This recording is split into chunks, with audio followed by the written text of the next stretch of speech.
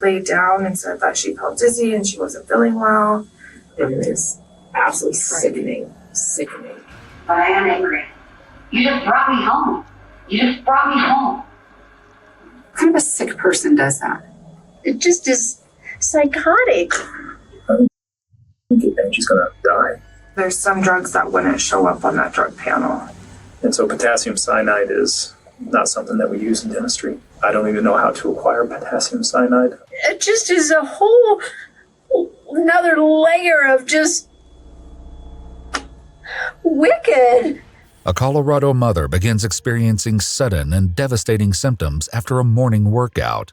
Her family watches helplessly as her illness progresses over the coming days, and suspicious eyes turn to one man, her husband, a beloved and ambitious local dentist. But as she fights for her life, the investigation into what happened will take a shocking turn that no one saw coming. Our point is not to put you away, it's to put the person away that caused this to your wife. And that's where we're at. Person is my wife. The following report is based on official police records, and most of the footage has never been seen before until now. It's Monday, March 6, 2023. Home surveillance camera. Damn. It sounds like one of those situations where, I don't know, maybe he couldn't lose half on a divorce. And he decided to take another route. Another route will get you locked up. What y'all think? He did this to his wife?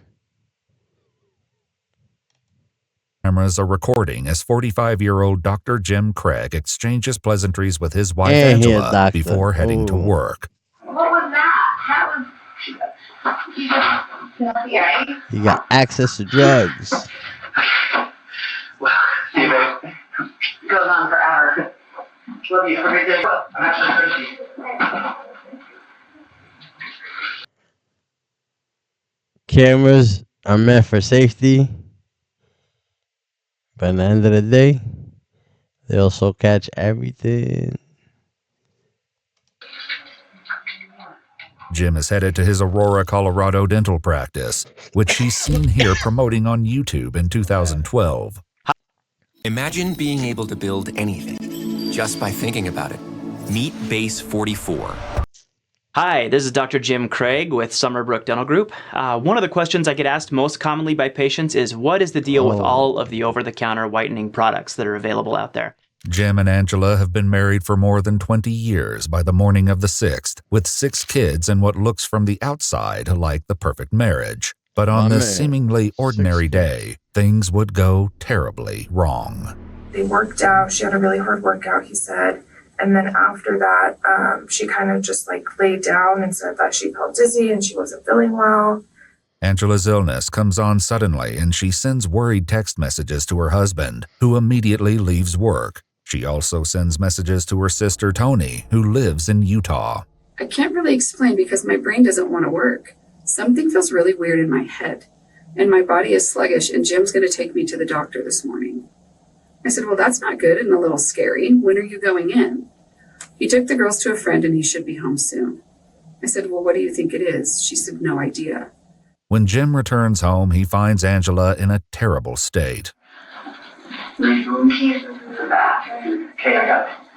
What the hell did Jim she is take? seen carefully leading his wife to the car, and even from a silent video, it's clear that Angela is barely well enough to walk.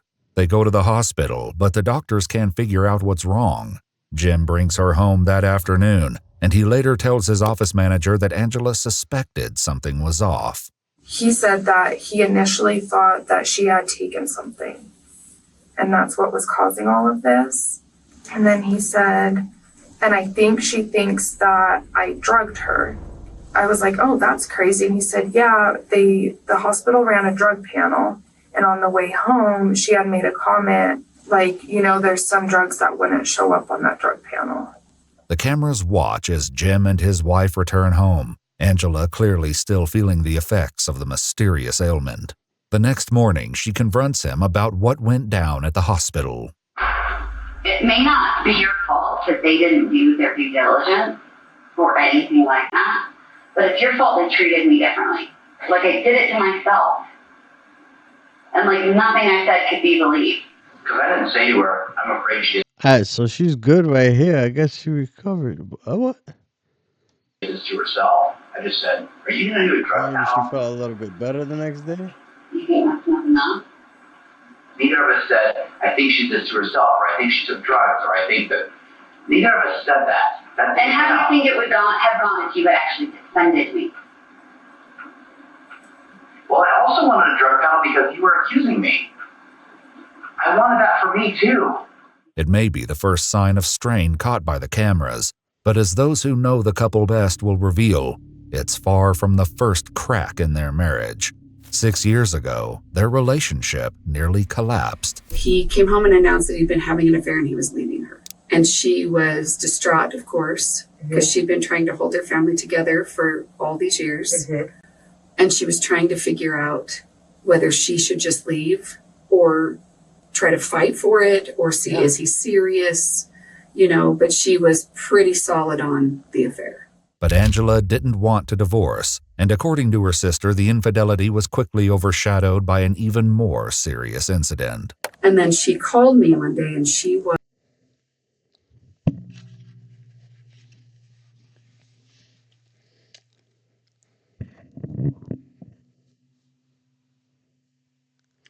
So he was cheating. Alright, now I don't know. That's a weird scenario.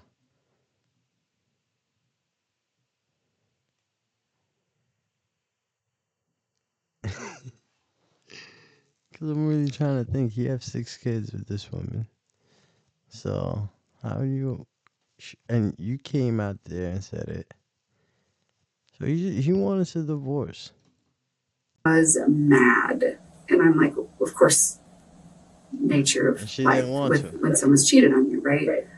She said that he had sedated her.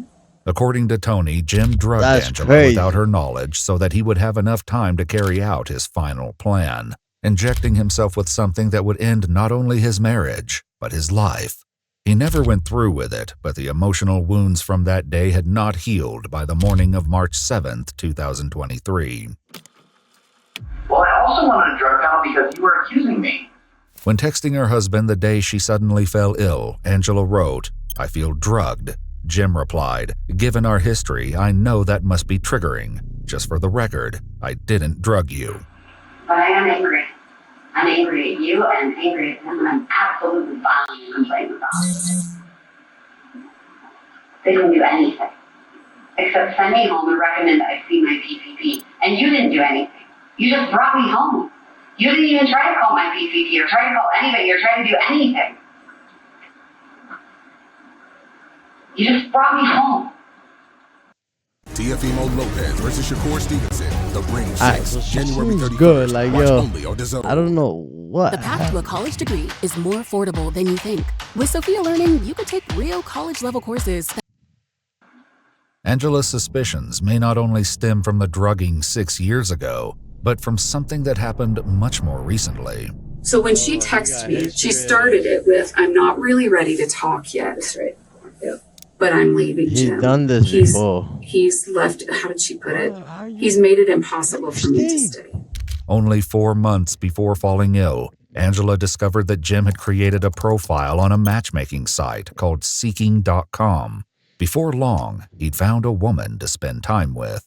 James and I had a relationship.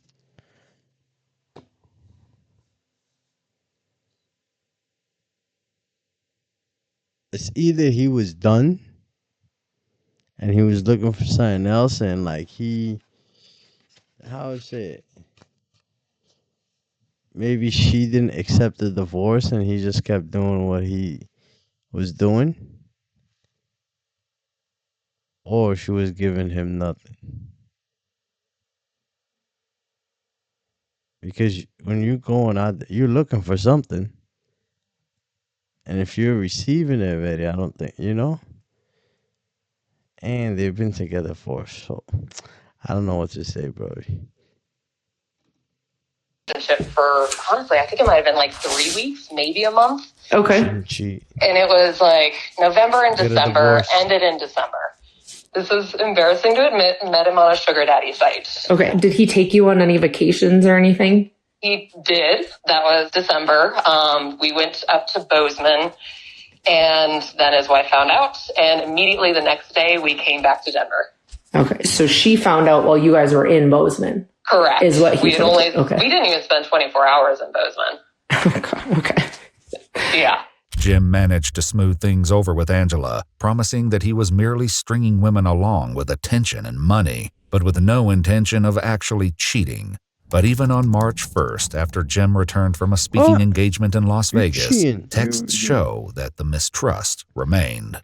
"Is there anything else you're not telling me?" Angela asked. Jim replied, "No, there really isn't anything else to disclose. I really was in Las Vegas by myself, and I don't want to sleep with anyone else but you." By March 8th, 2 days after Angela's trip to the hospital, things have settled a bit, or at least it would seem.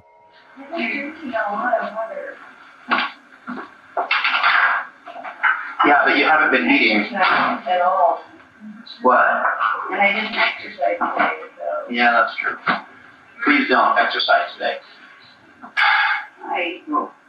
Oh my gosh. Oh no. I don't think I could if I wanted to. I had to. Good. Because I don't want you to exercise today and then like pass out and be dead on the bathroom floor.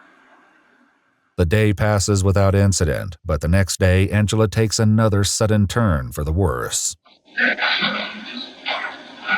Oh, man. She's feeling elegant. Hey, Mom just threw up and she asked me to call you. And how long I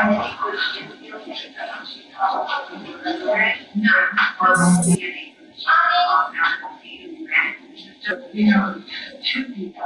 Angela's daughter takes her back to the hospital, but this time she won't be coming back home so quickly. She has been battling a really weird illness over the last 4 days, we have been to the emergency room twice, urgent care once, and now she has been admitted to the hospital even though nobody can figure out what's wrong, period. But his wife's increasingly serious illness appears to be no match for Jim's cheerful disposition.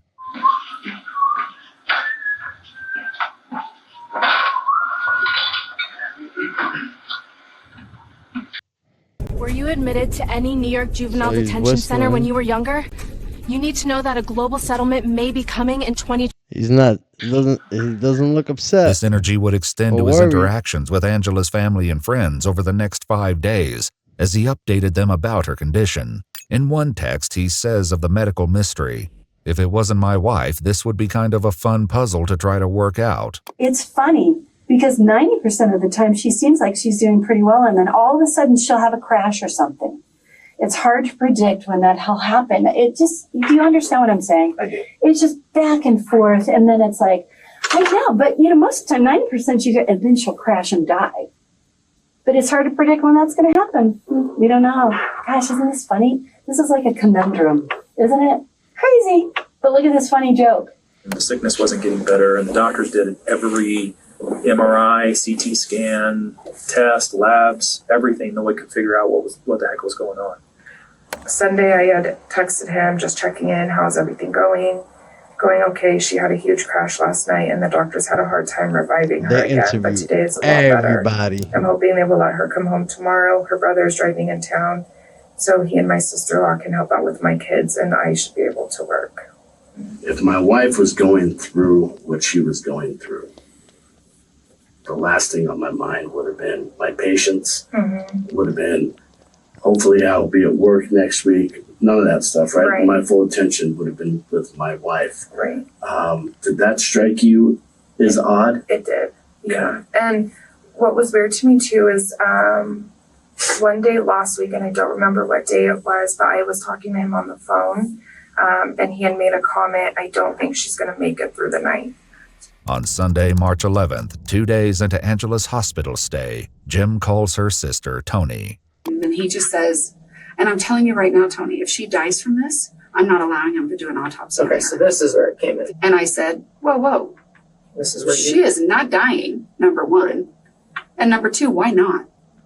And he's like, well, they don't know what they're doing. And they've already done enough to her. I'm not letting them cut on her. But despite Jim's pessimism, Angela slowly improves. And by Tuesday, March 14th, the hospital sends her home once again. That night, Jim texts her sister to provide a grim update. Tony, I'm not going to lie. I don't want to tell the whole family this, but she doesn't look good. It's not as bad as when I came home on Monday and saw her, but she's in really bad shape. This time around, Angela's brother Mark and his wife are in town to watch over her while Jim goes to work on Wednesday morning, March 15th. She wanted to try to come outside and eat, and Jim had pressed make sure she takes her meds that morning. Make sure she takes her meds. And she went back into her room, and 30 minutes later, Mark went in, and she did not look good. And she was not doing well. The camera watches as Mark and his wife lead her to the car to head back to the hospital. It would be the last time Angela would ever appear on her own home surveillance cameras. They get to the hospital and check Angela in. Not long after, Jim is seen on camera arriving at the hospital himself. He stays for about 20 minutes and then leaves again, right around the time Tony calls him to find out what's happening with her sister. And so I called him. I'm like, I want to know what's going on right now. And so he starts talking to me, but he's not at the hospital. And I'm like, you're not there? And he's like, well, I had to go, apparently he had gone to the hospital. Mark said he did initially come there, but then he told me, I had to go back to work and get some things kind of squared away, so I can go back up to the hospital, and I'm just going to run through a couple of drive-thrus and get some food. Started getting some text messages that she wasn't doing well again, and things were not really looking good at all. Like things took a turn for the worse. Jim and my wife had more communication today. I had no communication with Jim until I got to the hospital. Okay. But I started getting more information from my wife today. And at one point she says, she called me and she's like, I think Angie's gonna die. And I was like, are you being serious? On the surveillance system, Jim is seen going into Angela's room, leaving, and then going back in again, all within the span of a few minutes. Jim stays in her room for only 1 minute this last time, and when he comes out again, it's very obvious that Angela's condition has suddenly and dramatically changed. There's a whole slew of doctors. There's like 5 of them. I was like, this is not good. I know how to do it. I was like, this is not good. They're bringing witnesses, a panel of witnesses. And I looked at my wife and I said, that's not good. And as soon as the door opened, after 10 minutes, Jim came out and was just bawling. And they basically told him that she's not going to make it. The next thing I get, he says, hang on, crash. Who kind of a sick person does that? Mm-hmm. And I'm panicked. They said, what crash, Jim? Are they able to bring her back? I don't know what's going on. They think seizure. Intubating her. Why? Now I know it's really bad because they're intubating her. Mm-hmm. Can't get the tube in. Emergency anesthesia team is paged. What? Why? She's not maintaining her airway, bagging her. Cannot get the breathing tube in. What does the anesthesia team do? Get the tube in. Are they there yet? I mean, I'm just panicking. The staff at University Hospital does everything they can to bring Angela back following a seizure and a rapid medical decline, but it's no use. Because she's an organ donor, she's put on life support in the ICU.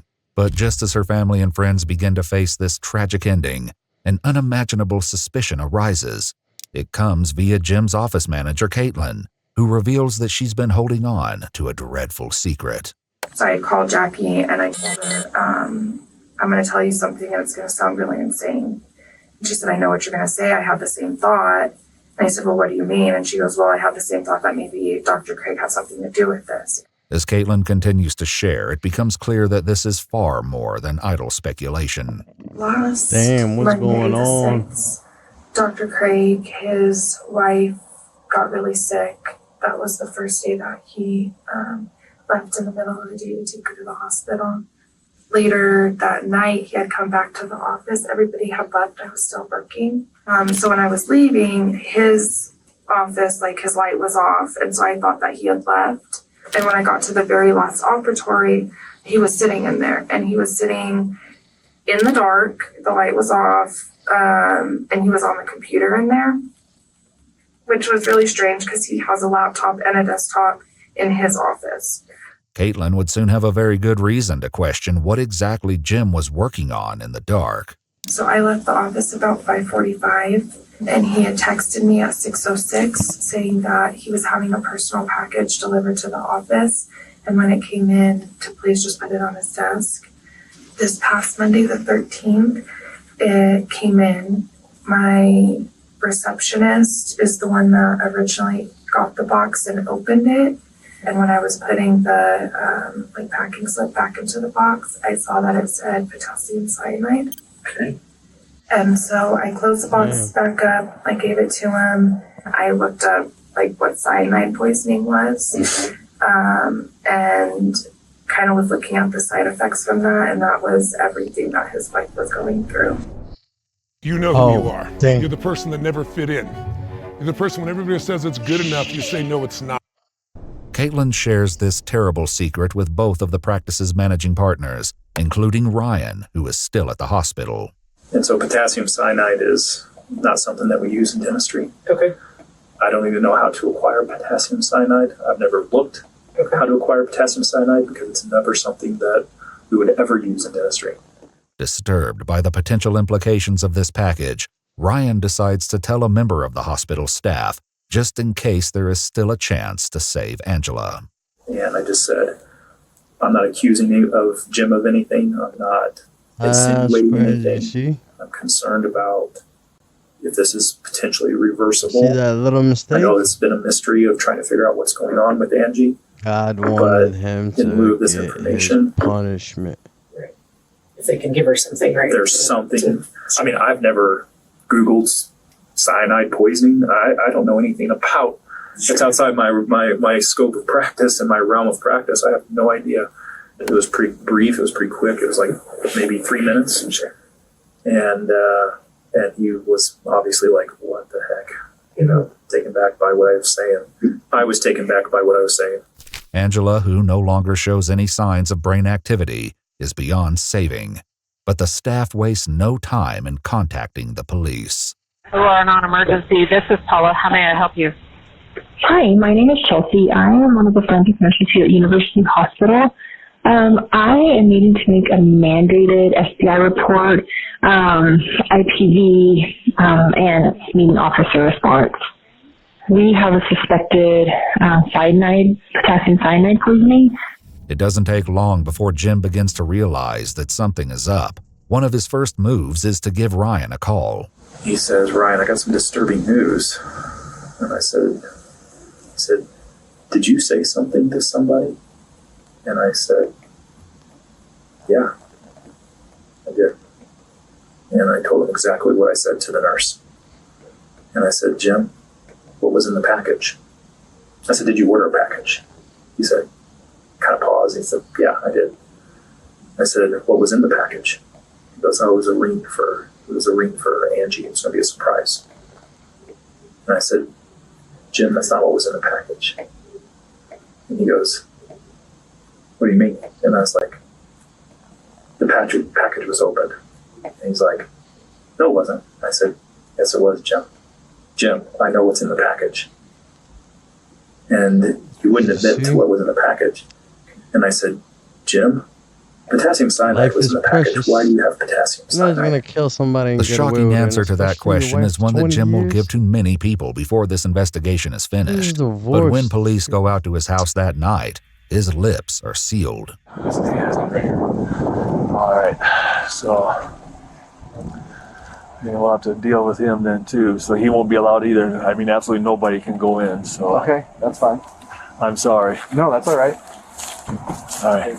Say, Brian, we got the husband right here. Did you talk to any officers up there? No. Okay.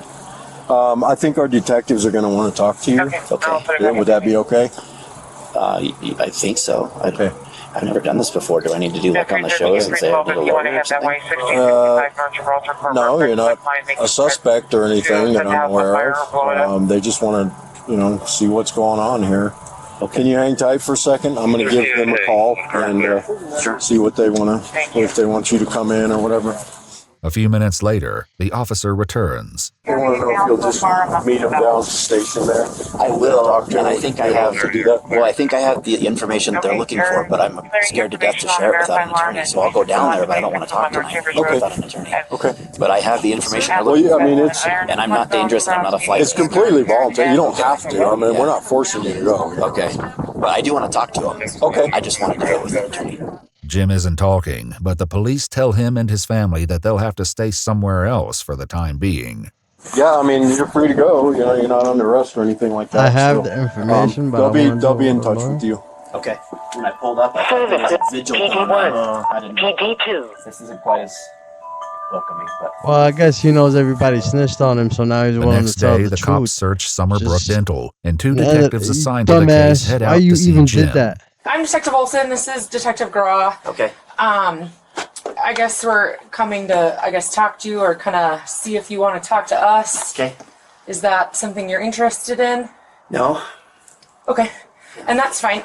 So we have a search warrant for this house, but basically for your cell phone, Angela's cell phone, your wallet, and or your laptop. Okay.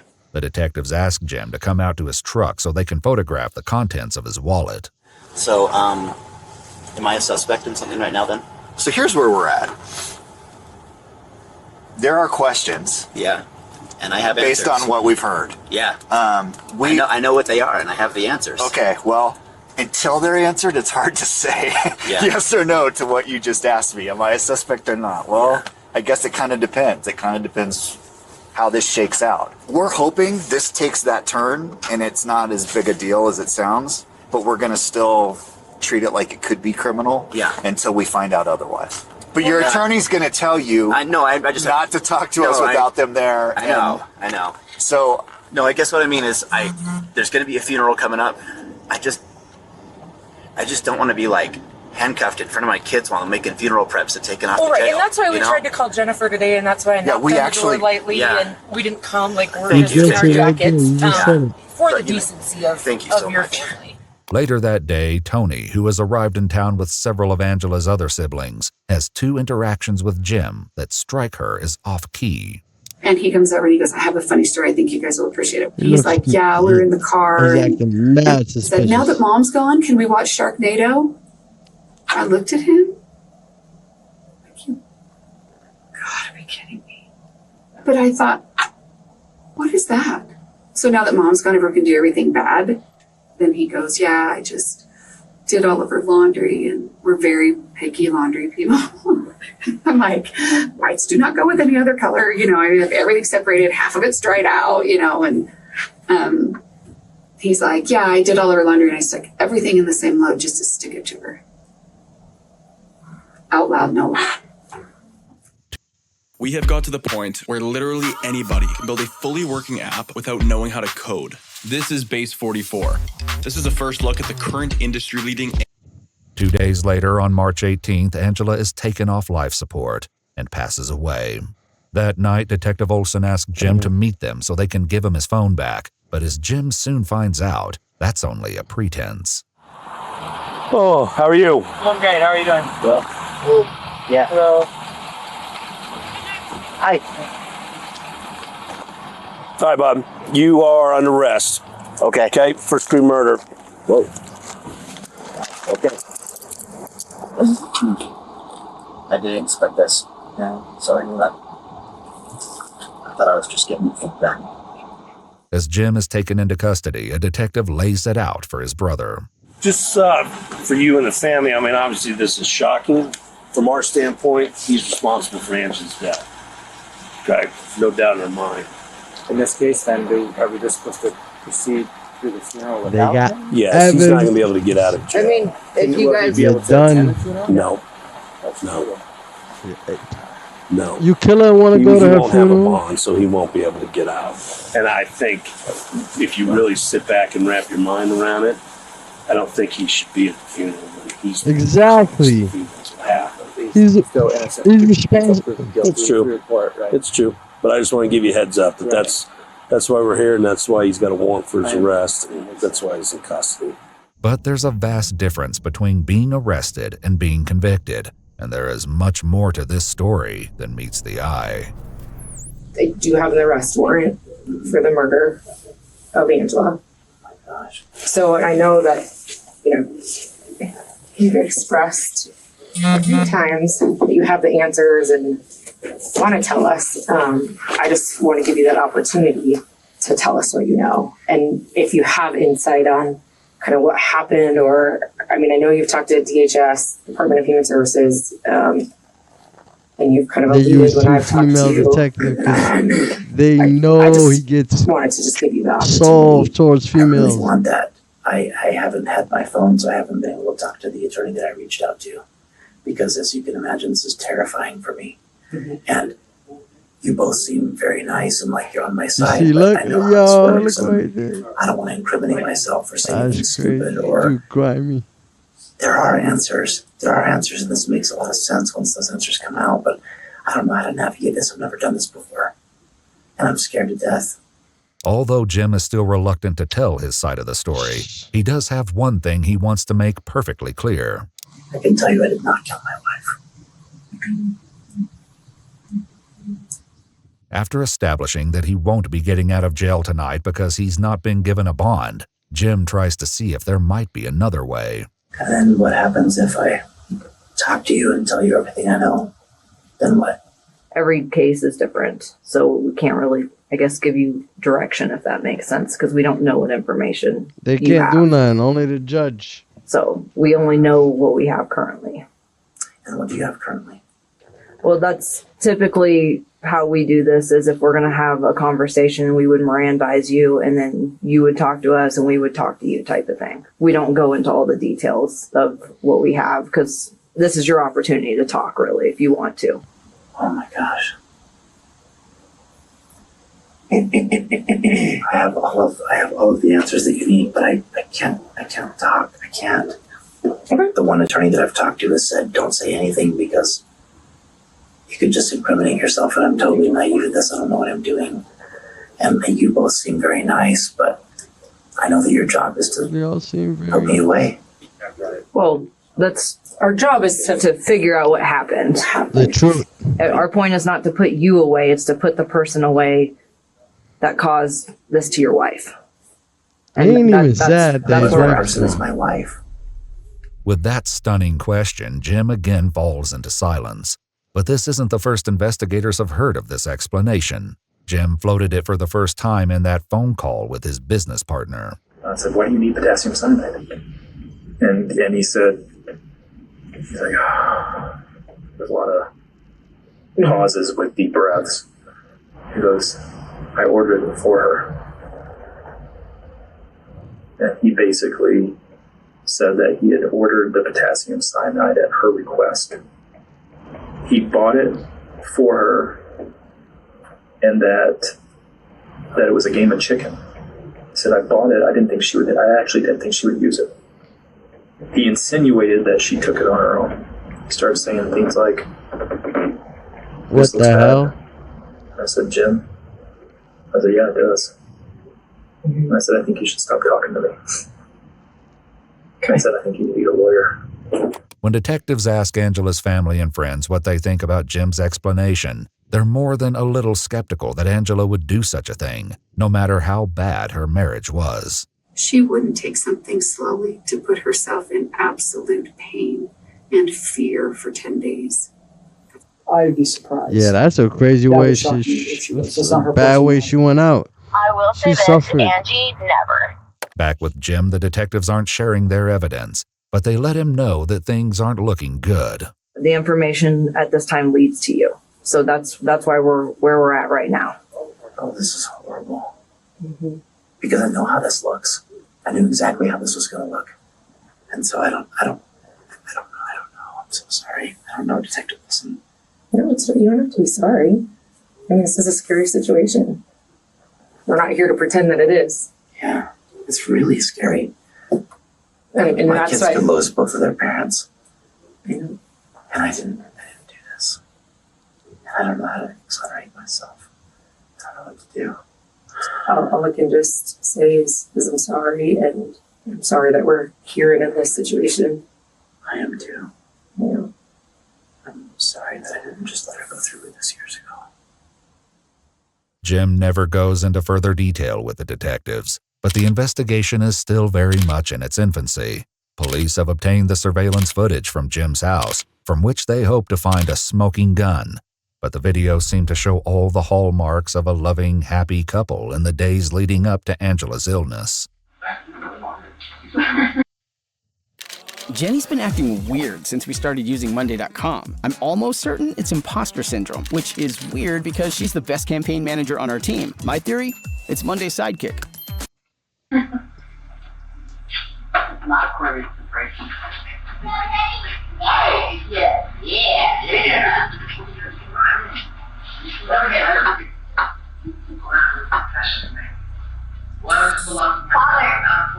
I accidentally hand washed your pants. Oh. Hey. Oh, how are you doing? All right. No, you gotta go back to work. That was quick. Baby.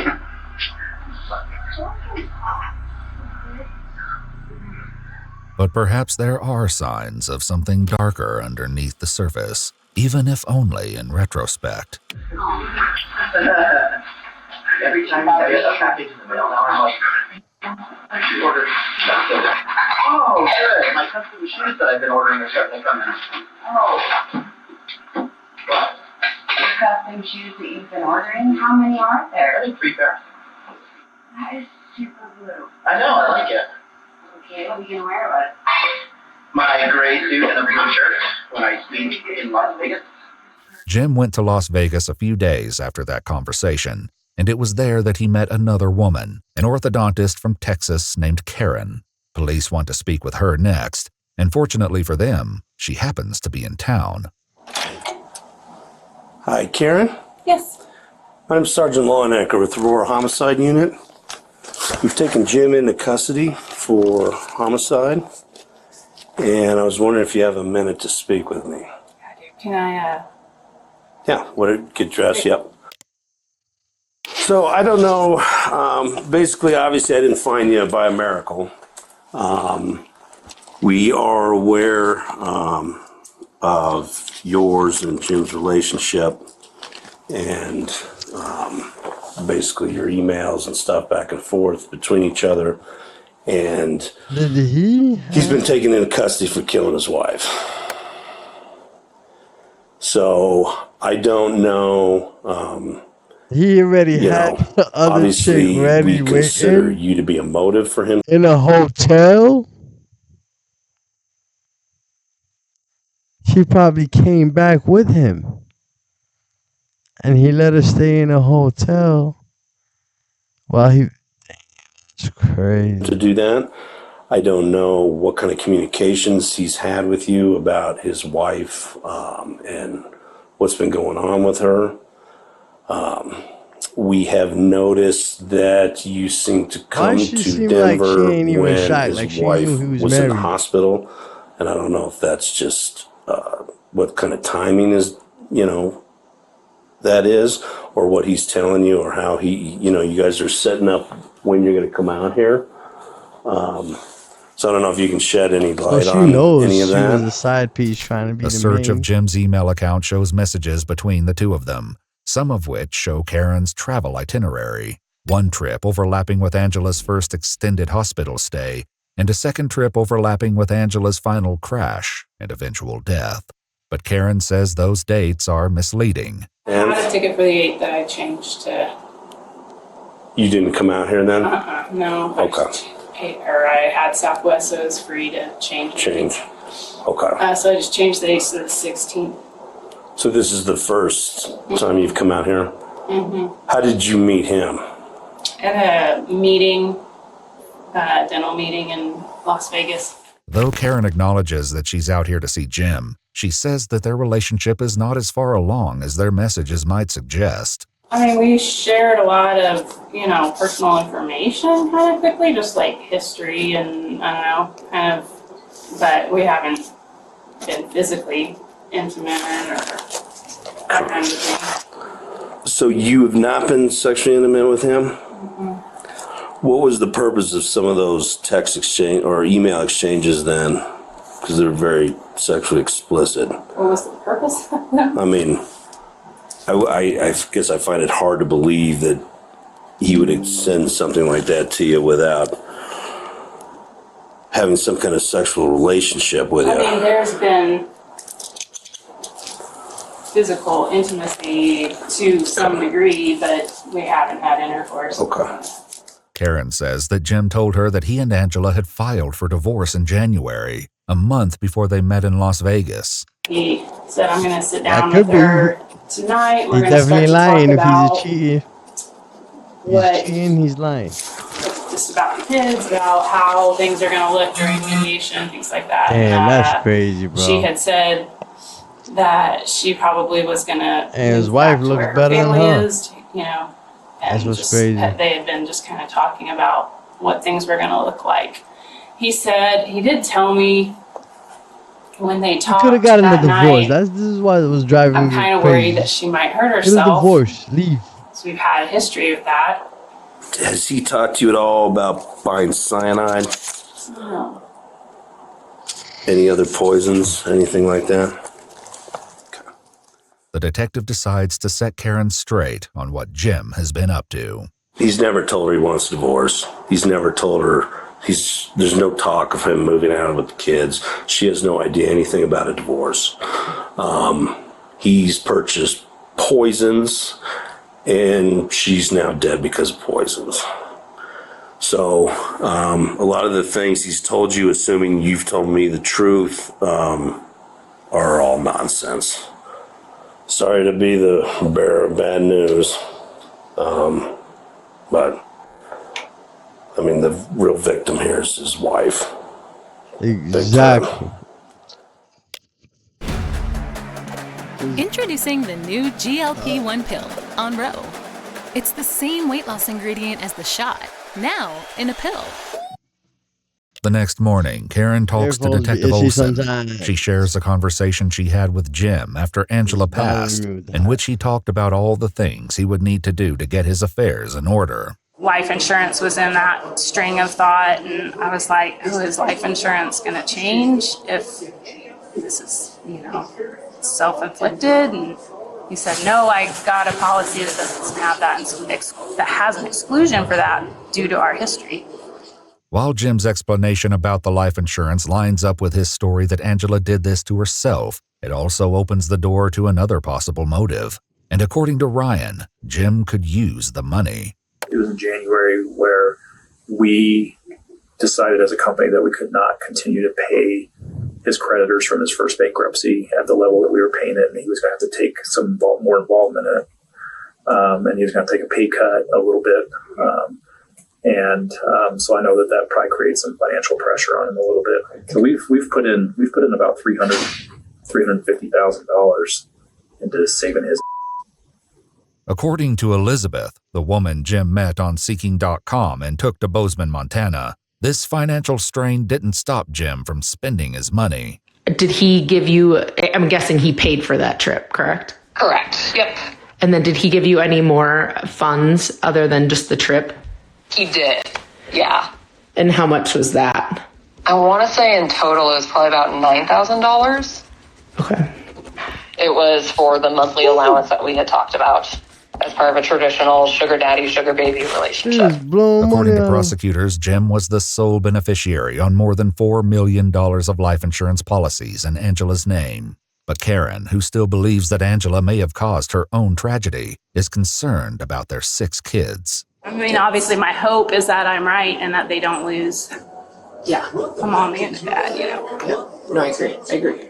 While the detective is sympathetic to Karen's position, Angela's friends aren't as understanding. You're okay with them? Who's Karen?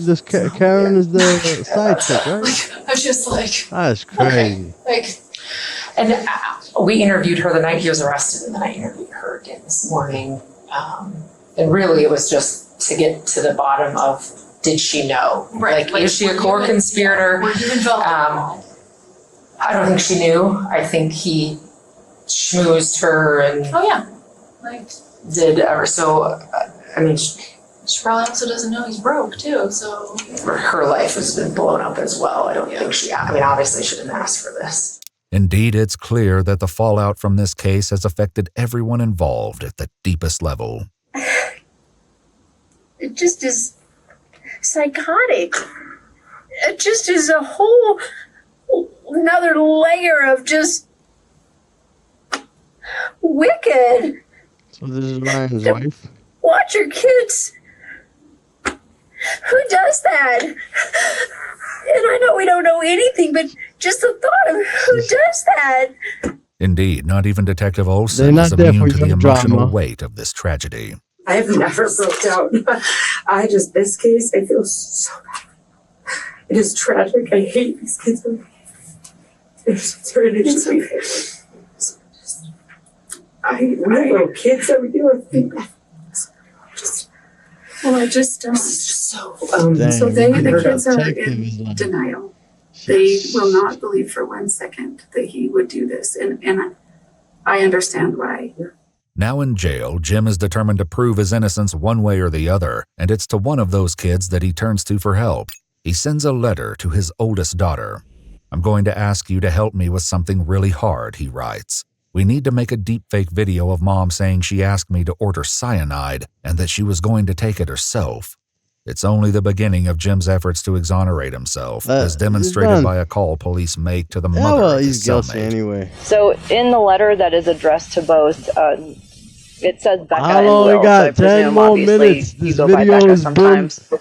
And in that conversation or in that letter, Mr. Craig has essentially asked that your son or you help him. What do you guys think? With some He's gonna things get in lieu of getting the transplants or the teeth that he would do for you. 25 to life. Oh my gosh, what do you mean?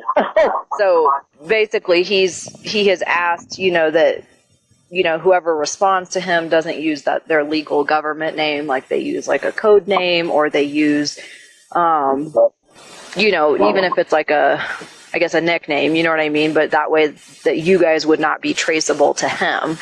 And in turn, that person would get a burner phone and a fake ID and essentially help him, and then they would give you the teeth or plans in return. Absolutely not. I don't know anything about that. Do you know anything about Mr. Craig or his case? No. Okay. He is currently in custody for a murder case. Oh my God. Prosecutors also allege that Jim tried to hire a fellow prisoner named Nathaniel to kill Detective Olsen, the lead investigator on the case. When that plan fails, he writes to Nathaniel's ex-wife Cassie, explaining to her that he's been framed by his business partner. He asks her to go to the district attorney, pretending to be a friend of Angela's who can testify that she was suffering from depression and planning to end her own suffering. He also asks that she use her expertise in Photoshop to spoof text messages that can help sell the story. He also reaches out to Karen, the orthodontist he met in Vegas. He had sent me a message through the Getting Out app that he had sent me letters and basically just saying he was innocent, he's been taken out of the world, an innocent man with no recourse, and yada yada. It's just like, okay, regardless of your innocence in this death, you were such a liar. I mean, there was so much honesty. Even if you're completely innocent of how she passed away, it's like there was such a high level of just living two lives. Yep, 100%. Yeah, that's crazy what he did. Which is just mind-boggling. Yeah. And scary. Yeah. And I haven't dated somebody in 30 years. Yeah. This is what I do. My first date in 30 freaking years. This is where I am. In their investigation, police discover that Jim communicated with Karen using an email address he created only 4 days after meeting her in Las Vegas. They also take a look at Jim's devices and search history, where a bleak picture begins to develop. So there's nothing really on his phone. There's nothing on his laptop. computer number 9, in exam room number 9, he's searching, will arsenic show up in an autopsy? What are the top most 5 undetectable poisons to kill a human? And I can go on, and it is absolutely sickening. On that specific computer, Jim searches how many grams of pure arsenic will kill a human, where to purchase arsenic, and clicks on a video titled The 5 Most Dangerous Chemicals on Earth. The new email address he created to communicate with Karen is used for only one other purpose: purchasing poison. He ordered arsenic first. That was delivered to his house on the 4th while Angie was out of town. The outside surveillance cameras show the mail truck drive past Jim's house on March 4th. A short while later, Jim is seen walking down the street. He returns minutes later with a couple of envelopes in his hand. Every time I get a package in the mail, now I'm like, I should order. Were you admitted to any New York juvenile detention center when you were younger? You need to know that a global settlement may be coming in 2026. It was this purchase of arsenic that investigators believe was used to put Angela in the hospital the first time on March 6th. He said they got up, he made them both like a shake, like a protein shake. And I don't. She works with him, right? She's an assistant somehow. She said she opened up the package. How the hell she know so much information? How you know they're making shakes? How you know? I remember what he said he had put in it, but it was like a pre-workout or something with caffeine, and whatever he had put in it was like 3 times Ain't normal no that she way. normally takes. But investigators believe that from Jim that Craig put exact something date. far more dangerous than caffeine into her protein shake that morning.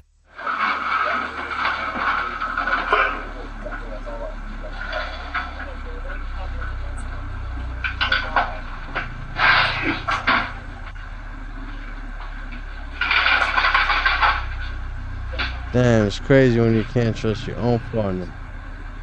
That's nuts. Before leaving for work that morning, Jim has a question. You feel kind of pale. You feel okay? Oh, sorry. Call the waiter, Jen. Of course, Angela would be anything but fine that morning, or for the little time she had remaining in her life. But as investigators would see for themselves, that single dose of arsenic didn't get the job done. He also ordered, it's oleander. It's like an extremely poisonous plant, but obviously you can get the derivatives out of it. That was still en route. So Damn, actually, I he think used different it's coming to poison? Denver today. With the oleander delayed and the potassium cyanide not due for days, Jim is forced to improvise. On the night of March 8th, he leaves his house at 10:40 p.m. He arrives back home 15 minutes later at 10:55. Police later find out that during this time he purchased 12 bottles of eye redness drops at the local grocery store. The next morning, Jim makes Damn. his wife another drink and turns the TV on for her before going to work.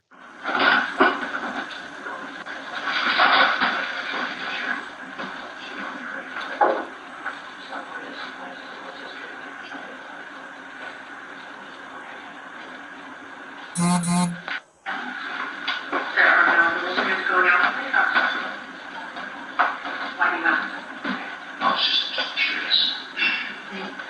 Are we talking about That he's would a be the cheater, day but Angela I would be taken to the hospital for his the main second thing was, time. Toxicology reports money. would later confirm that she had tetrahydrozoline in her system at the time of her death. It's the active ingredient in Visine. When swallowed, it can cause illness and even death. And yet it's still not enough to kill Angela. The package of potassium cyanide comes to Jim's office on March 13th, and investigators believe he gave her the first dose inside a capsule that was supposed to contain an antibiotic. He wrote out this timeline in his phone, basically the hours after he's confronted by Ryan and Michelle. Detective Olson says that Jim used this memo to tell the full story about Angela's desire to order poison for herself.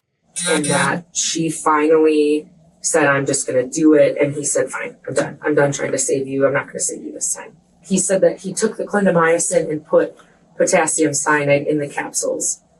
Put the potassium cyanide inside the clindamycin capsules. Did say that. I knew it. It is also in Jim's memo that investigators make one last horrifying realization.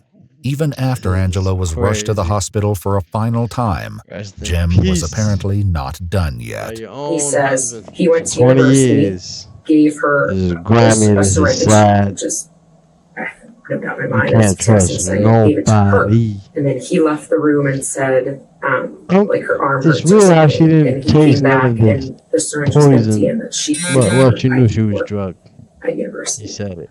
And that he took the syringe back and put it in his pocket. Hospital surveillance cameras show Jim emerging from a side room at approximately 1:53 p.m. before pulling something thin and cylindrical out of his pocket. Less than 30 minutes later, Jim comes out of Angela's room, speaks to the nurses, Because and he's the a frantic dentist. but Look, he's doomed dressed effort like to them. He's save trying to Angela's be, life he's begins. being slick. So Like I'm his final smooth with it, dose like I'm was working in actually the at the hospital. hospital, I think. We were trying to figure that out. Jim goes to trial on charges of first-degree murder after deliberation, 2 counts of tampering with physical evidence, 2 counts of soliciting perjury, and a final count of soliciting first-degree murder. His defense, that he merely purchased arsenic, oleander, tetrahydrozoline, and potassium cyanide at the behest of his wife, is rejected by the jury, and he is found guilty on all counts. I can't even say that he's narcissistic. All I can say is he's pure evil. He's pure evil. Evil is not evil. At Jim's sentencing That's not hearing, even Tony evil. said to him, "Angela was a light you never deserved. You may have temporarily dimmed her light in this life, but it will continue to shine in those she loves and that love her in return." In July 2025, Dr. Jim Craig is sentenced to life in prison without the possibility of parole. His wife, You're Angela done. Craig, You're gonna was die 43 over there. That's years what you old. deserve, you coward. If you'd like to see select new videos That's early and help crazy us to do keep that to your uncovering own case wife. files 6 that kids. rarely come to His light, kids. you'll find extra footage and unseen The details kids, on her our Patreon. kids, yo. Channel memberships here on YouTube How they also gonna live include with early this? access to Sad. select new videos. We done with this reaction video. Never sue the other driver after a car Long accident. one. There's a better way to get paid away. Follow your boy. Hit a like. Let's go. Peace out.